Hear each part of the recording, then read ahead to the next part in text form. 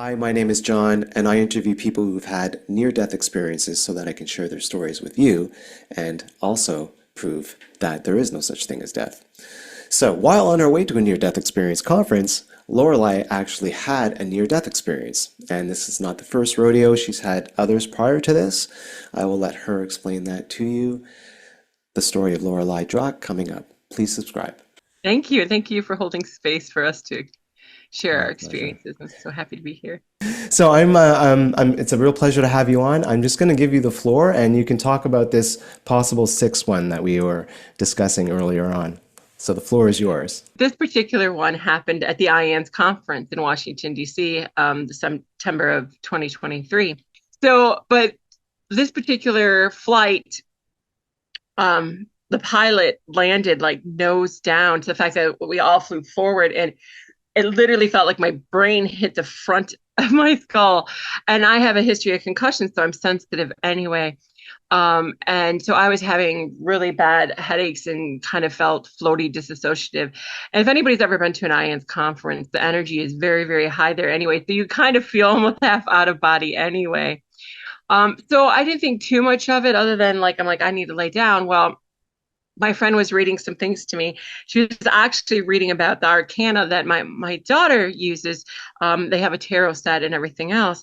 And she was reading some of that to me, and I just blanked out. I don't know if I fell asleep or whatever. And my next recollection is that I was in this space. It appeared all like black and white, um, and it appeared like our room, but she wasn't there.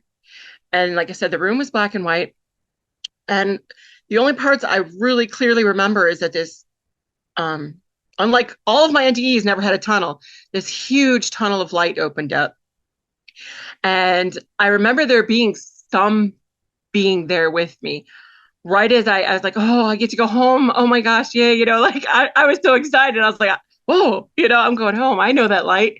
And so as soon as I went to go towards the light, I felt this hard clamping onto my arm and like just jerked back super hard. And then all of a sudden everything was black and white again and the light was gone. And I thought I was awake, but then like I said, she wasn't there, my roommate, and there was no light and everything was black and white. At first I didn't know who I was or where I was, I should say this. And as it slowly came back to me, that's when I started screaming, and I started screaming her name. And all of a sudden, what snapped me out of it was that all of a sudden she yelled, What do you need? What's going on? And here she was in the bathroom, and there was no light for the bathroom on either. Normally, the room is dark except for the bathroom light. Hmm. So all of a sudden that lit up, and then slowly everything went back to color. Um, but the significant part about this, and I had this woman who runs a mystery school check it, like I literally had deep purple bruises on my arm where I was grabbed in this experience. Who saw you come to? Was it? It wasn't the. My roommate, and, Oh, it and was. she's one of my facilitators for my spiritual community. Mhm. And yeah, so she, and I was like, something weird just happened to me. I don't know what happened to me. I feel like I died, She's looking at me like, what? You were Oh yeah. laying there. I'm like, to her, I was just laying there till I Yeah. started screaming for her. Right, right. So when you didn't gasp for air or anything when you came to, did you? Um, right. It was Yeah. very bizarre. Like I felt like there was no, and that was the eerie part about this black and white. There was no sound, like none, Mm. no other light, no sound. It was just all grayscale. It was my room, the hotel room, which I obviously wouldn't recognize. So at first I was like, when I became more aware of it, I was like, where am I? What is this? Funny too how it would be grayscale when usually it's such the opposite that's true when we have these kind of experiences. Yeah. Yes, and that's the weirdest thing too is about experiencing that bright of a light and going into the tunnel of light and being jerked back because all of a sudden I felt this moment of panic, like, no, you can't go. Like I sensed it telepathically, like, and then being grabbed, and like it's not your time, but it wasn't that way. And then it's like almost felt like I didn't fully come back. That's why I call it the in between. Yeah. Until she called back for me, I was like, I literally say the in between. I can't think of a different name for it. So you had already had five NDEs prior to this. Yes, exactly. So, So, a very good chance that even if it wasn't an NDE necessarily, it had to be something pretty mystic that was probably channeled because of your previous NDEs. But it sounds like a near-death experience. and that's what's weird. Near-death experiences, we have a little bit different view on death. So some would be sad and miss me, but they'd be excited that I went to go home and all of those kind of things. So that would have been really strange to, leave the venue at an IAMS conference. Seriously. Well, I guess it's a good place to go. Good time as any. Yeah. Yeah. So you didn't get yourself checked out after that when that happened? No, to be honest, like, I was a medical assistant. I was very much into Western medicine, but I left it about 10 years ago and haven't kind of looked back. Like, I'm not afraid to die and all of those things. So, like, unless it's something major, I'm just like, whatever. But I want to follow up with this. Another reason people thought that I had an NDE is because my connection was so amplified. I saw like what I call the Christed halo around people. I saw other people where blue lights were following them. Some of the speakers I was facilitating, I saw like they're recently deceased or friends and relatives around them, Mm. like they were right there and they were talking to me, and I was having a hard time concentrating on the speaker and what I was supposed to be doing because they were joking around and all sorts of stuff. And a few of them I did ask them. The other one, her fiance had just passed away, so I didn't want to say anything. But because of all of these extreme spiritual experiences I had right after this experience, that was another reason like people like, no, you crossed over, you were still seeing the other side in these people. But Pretty it was a crazy. So, profound experience. I mean, overall, I mean, even just being able to see people in their light forms yeah. and those that have crossed just like you or I. Yeah, what a change in the whole dynamic of that conference for you. Right. Mhm. Wow, pretty crazy. So I guess we'll go back to NDE number one. But my first near death experience actually happened when I was 7 years old. I lived on 191 acres in rural Wisconsin. And my aunt and uncle had the farms across the street. So they were always over. At this particular, I believe it was a spring afternoon. Um, they came over and my mother was cooking like chili or something in the kitchen. And my brother came in. He is like 6 years older than me. He wanted to go down to check our ponds. It used to be an old quarry, so we had like 6 ponds. And there was one that we swam in and one that we fished in. And in the spring, because of the flooding, they were connected. This is important story. Um, so he asked to go check if the bluegills were spawning and maybe fish to my uncle. And my aunt and uncle, very hard to separate. They always went everywhere together. So um, they were both going to go and take him. But my mother's like, I'm cooking. Can you take your little sister, get her out from under my feet? You know how that goes.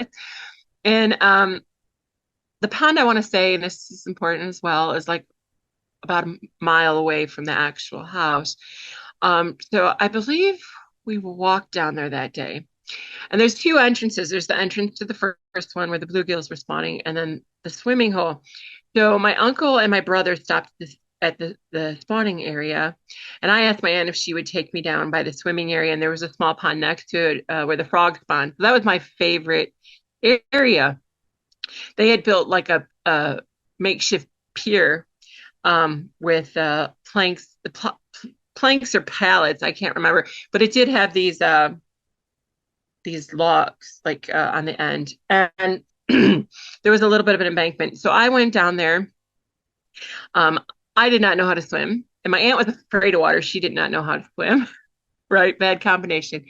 And it was the afternoon sun. I remember that because of the way it was hitting the water. So I was standing on the left, kind of looking out at the ponds, and I started to feel kind of woozy, pulled away, this weird feeling, and I was worried I would fall in. So I went to the other side, away from the sun. At that point, that's when my aunt, like I said, not wanting to be separated from my uncle, she had kind of anxiety about that. So she's like, I'm gonna go check on your uncle. Are you gonna be okay? Can you be okay? So I'm like, yeah, I'll be fine. And I backed up, and I was standing there. And then she went back to the path to go by my uncle and my brother. And that path's kind of covered. So it's not like she could really see me, but she must have heard me fall in. Now, this is the odd thing I always say. I fell off, but I have no recollection of falling into the water. My first recollection is my eyes open and my mouth open, screaming as I'm thinking, realizing that I couldn't swim and I was going to die. And as soon as I said I was going to die, I was instantly out of my body and watching it sink, like my hair floating in the water, the bubbles coming up, the whole thing. And then once I was out of body, it was like I was connected to everybody's consciousness. So the first thing I heard, I was with my brother and seeing what he saw.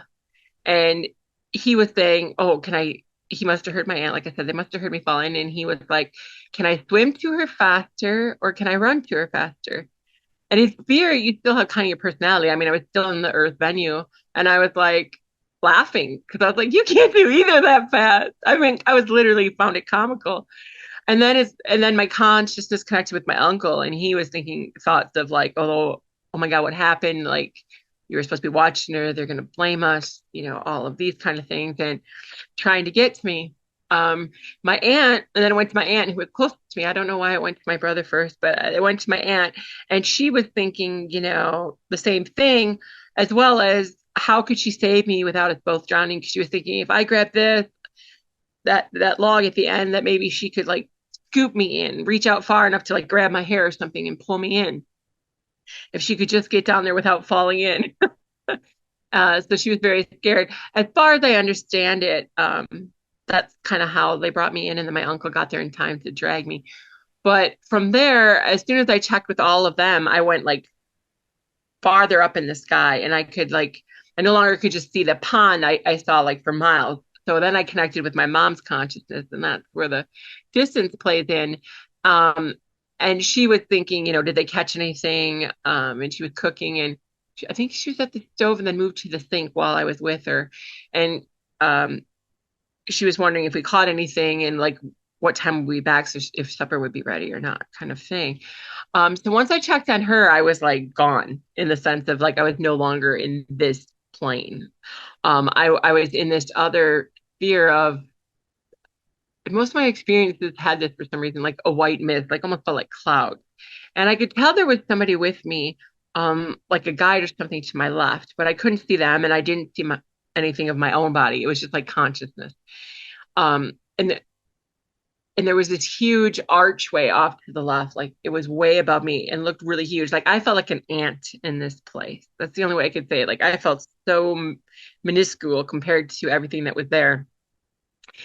And through this archway came this light that I can't quite describe here, like 1,000,000,000 LEDs, right? It was this bright white. But then as it went out, it was like a bright yellow to an amber to an orange, but it like seemed to fill your whole being. And there was, of course, what everyone says, like a parental love times infinity that you felt. It was a love that you'd never known. Like you felt completely seen, like everything you are. And it was just so peaceful. And I remember having a discussion, like there was like a faint shadow. I remember there being a being, and I think the light was emanating from this being. And I remember having this discussion and being shown things, but not exactly what I was shown. I just remember felt infinitely arguing with this being that there's no way they could make me go back. And I wasn't going back to what they had showed me. There's no way you can make me go back to that. Like over and over. It felt like I argued for an eternity because it just kept going round and round. They show me more. And I'm like, no way. I just remember that, like, I'm not going back to that. And I don't know if they're giving me different options to go back, because this is why I always wonder about this. Because so much was different when I came back. That's why I say timeline transplant. Like so much was different. And and I'm like, no. So I wonder if I was being shown like, well, you could go here, you could do this, you could do this, It feels like that. And as I argued and kept saying, no, you can't make me go back, all of a sudden it was like, this is the only thing I can equivalent it through. If you've ever seen the movie Truman Show, where all of a sudden, the jig is up and this big voice comes through At the end, yeah. Yeah. So all of a sudden there was because the rest was telepathic. It felt like you just knowing a sense of conversation. But this was a voice, and it was a booming male voice, and says, "You must go back. You have more to do." And I knew there was like absolute, I'm getting tingles.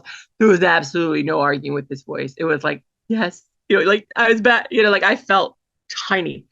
And, but see, me being a soul and how I am, and your personality doesn't really change.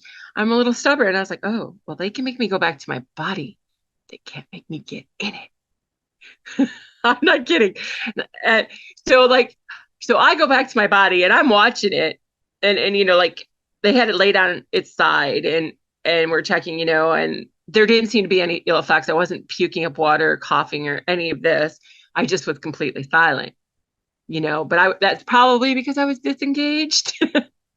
And I just remember like they got me home. I remember I didn't really talk till the next day. That's my memory of it.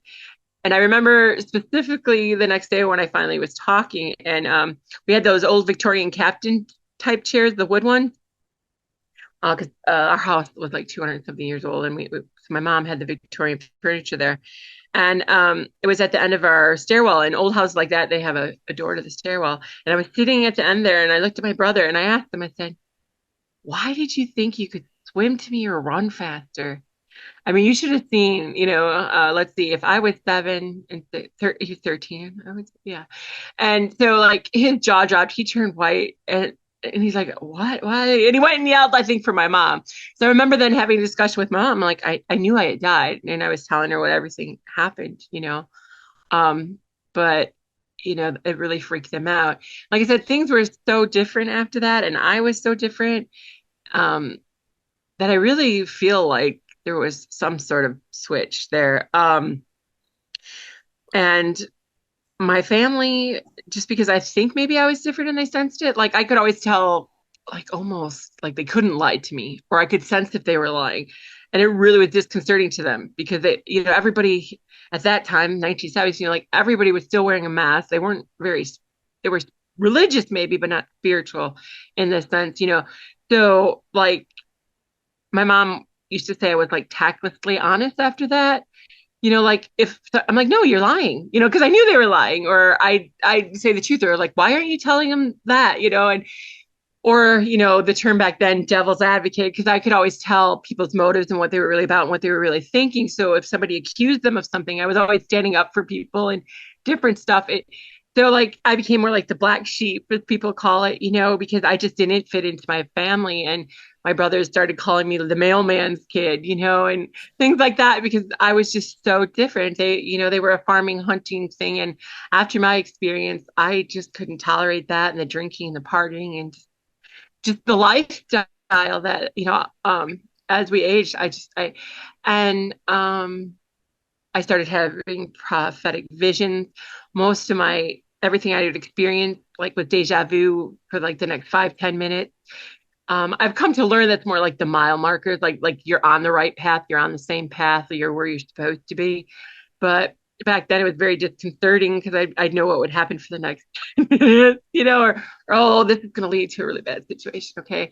And this is the funny part about that. I remember once, not long after that experience, I was in a car with my brother and my dad, and we had a quarter of a mile gravel driveway, and it's Wisconsin, so it would ice over or get huge drifts.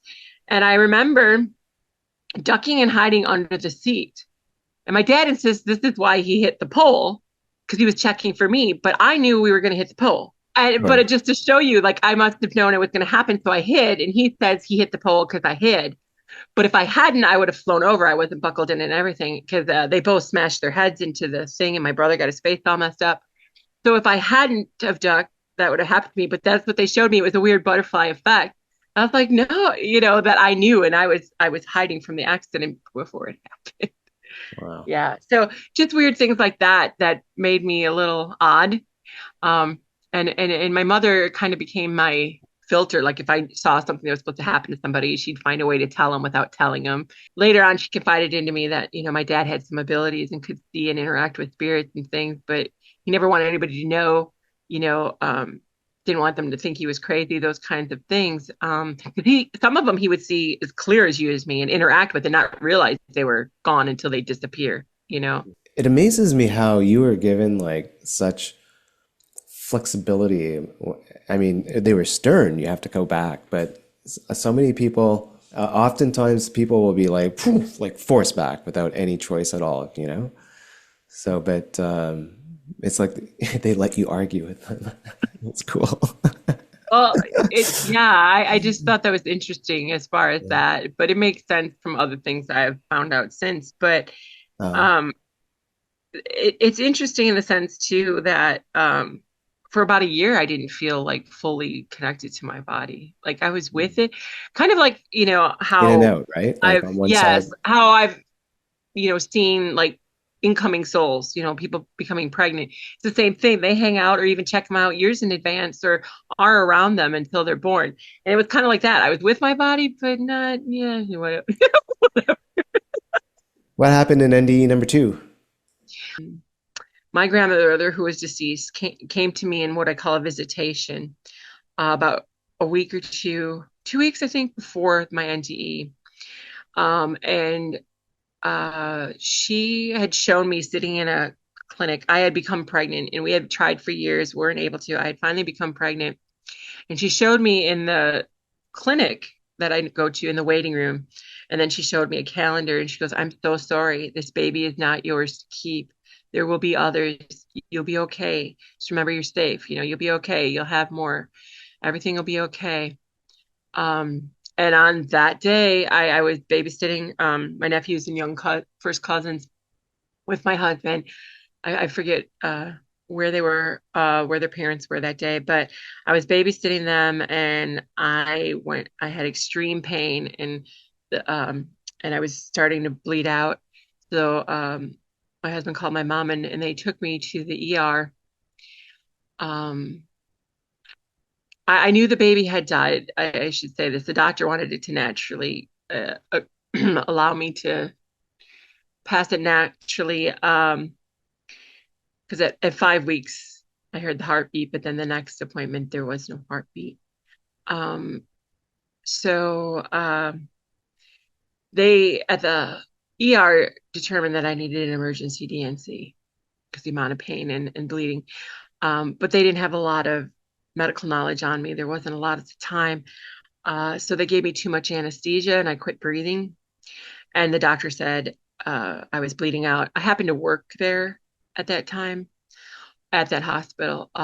So um, the doctor told me the next day I felt fine and I wanted out. And then the medications were making me so way out there and I demanded to be off of them. The doctor was so mad because he was up all night trying to save me and this other woman that, for some reason wasn't giving birth. The baby just didn't want to come. So he was really not a good mood. And he started screaming at me, I almost lost you. Fine, die, bleed to death. I don't care. Kind of like he was really upset with me because he knew me personally. And then he left the room and he told the nurse to take me off of it. Um, and my understanding was, and what they told me spiritually was that I went home for healing so I could have these children. And I don't know if you call it an autopsy, but when they took a look at the baby, it was baby girl, which I had known that intuitively, and that her systems didn't interconnect because even which the doctor confirmed that because they told me like my body wasn't sure how to make a baby. So he told me if I wanted to have a child, I needed to try again really soon. And I had this whole vision that my first child would be this like tow-headed, my rainbow child would be this tow-headed boy, and he'd have experiences and abilities and things. And this was in my 20s before I was with my husband. Anyway, so that was the extent of that one. That's a very awakened mind perspective for sure. Like it's hard for others to relate to that, especially the one that was also expecting. You can imagine Mhm, how mhm. that must have Yeah, like, and it was really hard for my husband. mm, He blamed himself because of past decisions and different things. Because right when we were going to leave, that baby came that they've been trying to birth all night, and so all all the medical personnel that were trying to discharge us all had to run, and this baby screaming and crying, and I was crying for that baby, like I was like, oh, finally it's here, like and just yeah. But it was like the last straw that just kind of broke my husband, and he had a really hard time with that. The third one, and that one was when I was 28. The third one, I did have an experience in between here that's really interesting. I think it was right before or after my third NDE. So I think it was right before. And I didn't understand it at the time. I had laid down and I had been laying on a futon, I think, looking up at the TV. I don't think the TV was on. But all of a sudden there was like these energy lines. At the time, I didn't know what they were. It was like violet and blue and like almost looking like the heart monitor. But Mhm. they were like no matter where I looked, it was just like my vision, and All that's over the all I room. saw. Mm. Right. And then all of a sudden I saw, and I've seen tons of grids since, the honeycomb grid, the gold glowing honeycomb grid covered my vision. And I felt like I was being sucked in or sucked away. And I was starting to like black out. And I was yelling for my husband because like all of a sudden my body was heavy. I couldn't even lift my arm. Mm. And I was like getting tunnel vision. And I thought I was like blacking out. But that didn't happen because I got that close and then I was just heavy. I couldn't move. And it took, I don't know, it felt like 5, 10 minutes before I could actually move. Um, and I didn't know what happened. But I could not remember my name at all. I knew everything else, but I just had no idea who I was at all. So he took me to the ER. They ran a ton of tests and I had follow-up tests, all the MRIs, everything. Nothing could they find. And I understand it now. But then I didn't know what happened to me. They tried to say, oh, maybe you had a transischemic attack. Oh, maybe it's some sort of complicated migraine. Like they didn't know. They couldn't find any physical reason. But I've since gone on to see many grids and learned one of my higher aspects or like me is a grid architect and all of those things. And that's why I see all the code in the So grid. you were But connecting to that. yeah. So, and Mm. then my third near death, I had lost blood flow. I was with my husband and my daughter. My daughter was like maybe 6 or 7. Um, and I lost blood flow to my brain. And I was stumbling backwards and I fell against the front door jamb. And according to them, I was laying there slumped and wasn't appeared to be dead. Like I wasn't breathing, I wasn't moving. Oh, he said I seizured right before that. Once I hit my head, I did like the seizure movements, and then I wasn't breathing. Mm. And for them, I was only gone just a brief instant, right? But I had gone to this place I call Heaven City. I don't know what it was. I was sitting on like a marble bench next to my who looked like my mother, but energetically it didn't feel like I'm like, you're not my mom, you know. And it was all telepathic, but they seemed surprised that I was that aware. And she's like, well, it was just for your benefit. We wanted you to be calm. And this is the first time and the only time I really saw a body, but I only saw like my legs sitting there and her full body. And she was rubbing like my knee, how you would comfort a child kind of. And she's like, it's okay. You've done enough. You put enough positive into the world. You can stay now. And I was like, no, no, I can't stay. I need to get back to my daughter because I just literally, collapsed in front of her. But then I had this whole memory and this other past life thing I had done came through. I had died another lifetime on her at the same age, um, in front of her. And like, because I made that loving choice was part of the reason I was able to go back. Um, because I said I didn't want to traumatize her soul, you know, um, like the first one, because she even has memories of that lifetime about like struggling because it was like 1800s England and I was this cobbler and I was coming home from my shop and I got robbed. And between the shuffle, this musket, a hand musket, those little musket ball things, went off and shot me under the right ribs. And I died in my wife's arms with her at my feet. I'm not going to get too much into that. I could give a lot of details, but the thing is like I had forgiven them and understood like they didn't mean to. It was an accident and all of these things. Because this is the healing that came of this. I had a pain there since I was a young child. I used to collapse. I had tons of medical workups. They could not figure out what this pain was. But here was right where I had gotten shot in that lifetime with my daughter, same soul. And so because I forgave them and everything, that pain was gone after this experience. Um, and So do you think in that case your daughter was made a part of your experience because Like dying in front of her was it at all for her benefit as well, do you think? I am not sure. I mean, everything is for our benefit, right? So Yeah. Yeah. ultimately, but I don't know what the benefit of it was per se. You know what I'm saying? Yeah. But I know she struggled in that particular lifetime without me. And I had seen like, if I had left her, like she'd lose both of us and like the kids would be separated. Like I saw all of what could have happened. I remember that like I knew and I just did not want that for her. I'm like, I have to go back, Yeah. that just wasn't the highest timeline, But when you saw those things, was it presented to you during that experience, or was this something you saw even before that? No, it was like a knowing seeing, like after that, like when I had like this full blown experience in 2019, like like a lot of my memories were restored from various events and things, and like, hey, you got this to do, you know what I mean? Like, Mm. where before I'd kind of like, I think tucked everything away, if Yeah. that makes, yeah.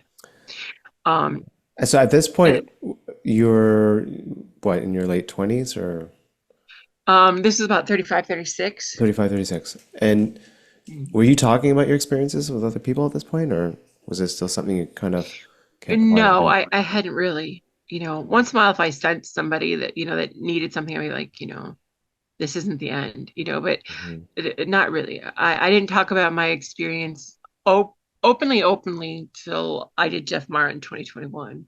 How do you think that when we pass, or those who have passed, our guides, well, let's not say our guides, but past relatives can move things around for us on the other side? Like, what do you think their methodology Well, is? one of the things and abilities that I have is being in the quantum field.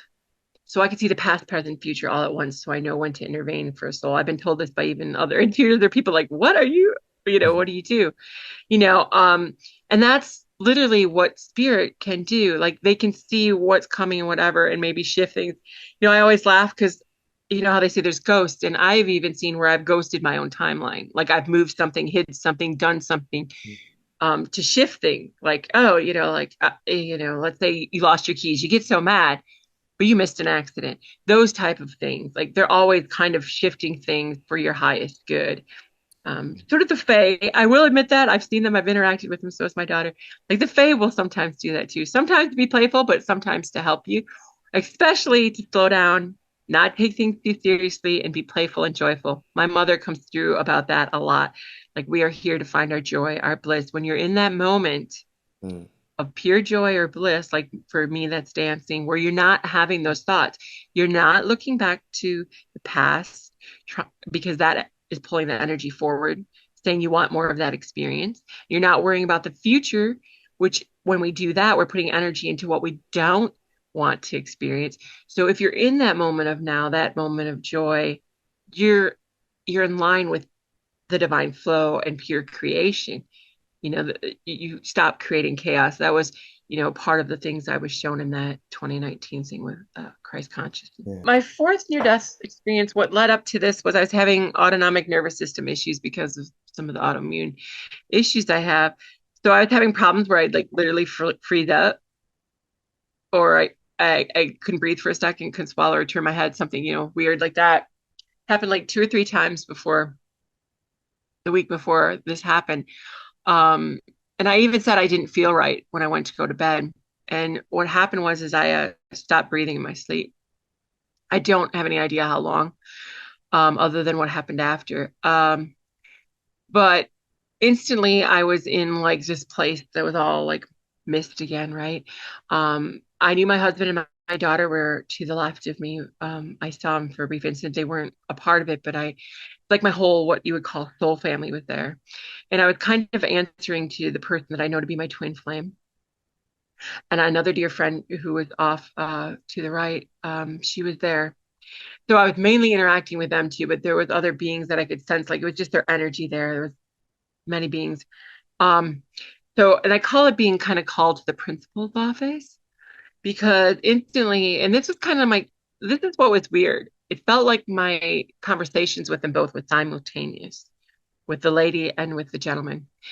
He was going on and on about to me. He's like, at your level of light, things manifest instantly. You have to be mindful. You cannot do this, because a week prior to this, in an NDE group, the biggest one on Facebook by Ned Matina. Um, Somebody had posted a thing that said lame ways we died. So we were all joking how we wanted to go next. And I made the joke I wanted to go like grandpa, not screaming like the rest of the passengers in the car. I wanted to go to my sleep, right? Mm-hmm. And so he was yelling at me and showing me what I had done. And he's like, you can't do that at your level of creation, blah, blah, blah, blah, blah. And that's just what he said. I don't know what he meant by it. I didn't take anything from that. But I think it was because I was in such a high flow at that particular time in my life. Is what he meant, that because at that time, like literally I said I wanted this kind of cat and it showed up literally knocking at my door. That happened five times. My husband's like, okay, I believe you, stop it, like literally we can't have any more cats. And I was just kind of half joking. It was the things that I wasn't trying to manifest them, I was just speaking them into the universe. Anyway, so I understand what he was saying. And then I know I had to do some tests, and I'll get back to that. I'm not sure what the test was, other than what my twin flame.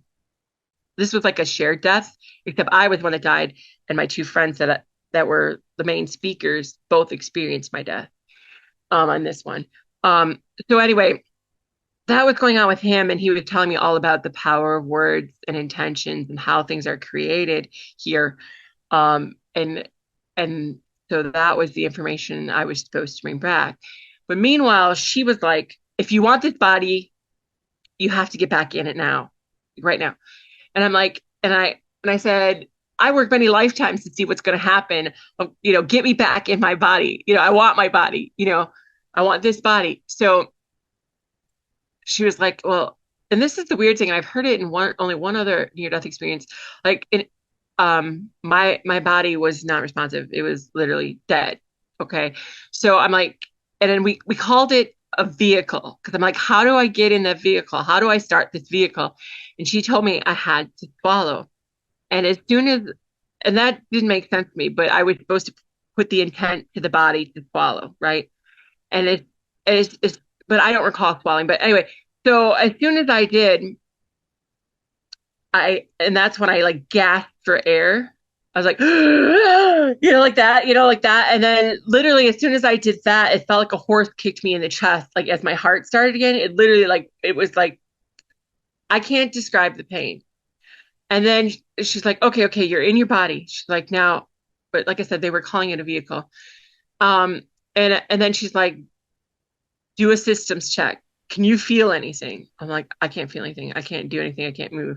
So you're still like, oh, hearing the voices. yes. And she's like, okay, well, now you need to pull the energy from like up from my feet, like the root, up through there. She's like, pull the energy through. So as I was doing that, I felt it come up. And like, can you imagine, it's like your arm being asleep or your hand, but your full body at once. It's the worst pain. I'm getting chills talking about the worst pain I have ever experienced. Even my son was 27 hours of labor. Okay. This was worse than that. The worst pain I have ever experienced. I'm getting chills all the way up to my crown. It was horrendous. And then my body was just shaking. Like, and I'm a medical person, so I would say it was like shock. I was literally like shaking for like, I think when I checked, I think it was like 20 minutes. Like I thought I was dying.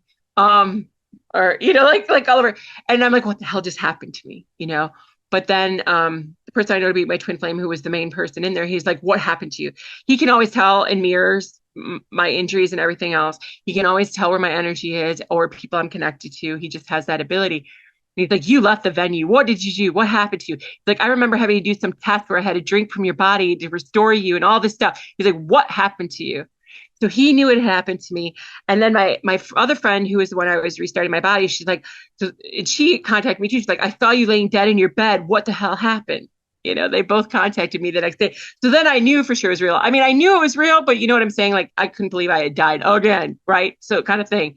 Because I was like exasperated by then, and so it really scared me, because just like that ripple, and my husband, that was part of his experience, that source had told him that like the less you have lived, the smaller the ripple, the less people you affect by leaving the venue. So it like I knew like that responsibility of how many things I was connected to, like the weight of all of that kind of came over me, like, oh my God, I could have died again, like I could have really died, like it didn't bother me so much. It's weird. The younger I was, the less it bothered me because I had less things that would affect. I had half grown children, all this other stuff, like all these people that counted on me and all these things I had yet planned to do. But I remember saying, get me back in there. I know what's coming. They showed me like I had worked all these lifetimes to be here and to have these abilities for what we call like the shift of consciousness and some of the things that are supposed to happen on the earth right now. So like I'm like, no, get me back in there, and I realized, it was a gift and all of these other things. But yeah, so that's where I say it was a shared death experience. And um Did the others get it in a dream or visitation type of dream? um I think hers was in a vision, like when she went to meditate or lay down or something. Okay. But him, yeah, because I was actually talking to him before I like went to bed, or I think I actually conked out before I said goodnight. So, and then he went to bed, and yeah, so he experienced it with me. But that one really threw me, and just knowing that it was all real, in the sense, and and seeing everything again, and just knowing like how it all works. Like I was completely responsible for everything that happened to me. Total accountability. We always blame, oh, something happened, or this person said it, or that person said it, but you're completely sovereign, and how you react and create your reality is your responsibility. And that was like a lot to take on, like Oh yeah. everything I speak into existence, because we think like just because it doesn't manifest here, there's a zillion timelines of me. I was shown this in a different experience. Hmm. So even if I'm not creating it here, I'm creating it somewhere. Somewhere else. Yeah. Yeah. And part of what they told me is like, you're not going back to the Lorelei style, the Lorelei storyline. I came back to be of service. So it's not about that. They're like, you have to let go of those things and those attachments because you came back to be of service. So I thought that was interesting as well. Quick mention, the fifth, it's not a long experience. It was the same thing of not leading up to it. I accidentally had some MSG. I didn't know it wasn't a food, which triggered my autonomic nervous system. Stop Oh. breathing in my sleep again. This time, starting my body was a little more different. I went to like a black velvety void, and I was angry because I was like, "What? Another death experience? What is this? Like, am I dead?" At first I was like, "Where's my body? Am I dead? What am I doing here?" And there was nothing. It was just there was peace and love, but not like that peace and love. It was just like a piece of nothingness, right? How you'd be almost in a womb. You know what I mean? Like where you're just in this black velvety void, and it went on forever. And I was getting kind of adamant, like, where's everything? Finally, I'm like, and as soon as I said, where's my body? That's when I was able to see my body in the bed and like go back to it. But as I was leaving, same thing. It was a voice. It wasn't telepathic. But this time it was female. A female voice goes, now remember, there's only death because you continue to believe in it. And then they showed me all this stuff, like how I kept creating death, thinking that was the only way to get back home or to connect with this. Like I kept creating these death experiences. And also in general of how we create death in our experience. There doesn't need to be it in that sense. And that we believe so much in death that we're the ones who create that veil, is what they were showing me. Like our loved ones are all around us and can connect with us. They're visible if you want to see them. We're the ones who create that veil. We think it ends at the physical body. We're so attached and ingrained that you have to have a physical body to exist that we don't realize all those other things are out there. So it was a very profound experience for me in that sense, and it really made me take accountability. Like, okay, I don't, like I don't have to keep dying to do this. So I was so mad. Like, why am I having this other experience? I'm doing everything you said. I was like really mad. Like, why the heck am I back here? If you're not gonna let me stay, what the? But the other thing that I learned in this, and this was hugely profound for me, is they showed me consciousness. Consciousness came into it, and literally why we were created. Because this felt like, everything else I've experienced were like levels of creation through what I call the matrix, heaven, hell, all of that is the whole dynamic that we have created for consciousness to experience itself. But this felt outside of consciousness. And I want to say he, because it felt like a he, was showing me why it fractionated and created all these mirrors us of itself, because it was showing me this, and just like that love and knowingness and feeling seen, this one was how it felt to be so alone, nothing to reflect your thoughts off of, nothing to grow an idea. There was nothing. And then they showed me how he fractionated once, and then how that was so cool for each of them. But then this one had its own thought, and it wanted something to reflect it, and how like everything was fractionated like that for itself, like that level of loneliness.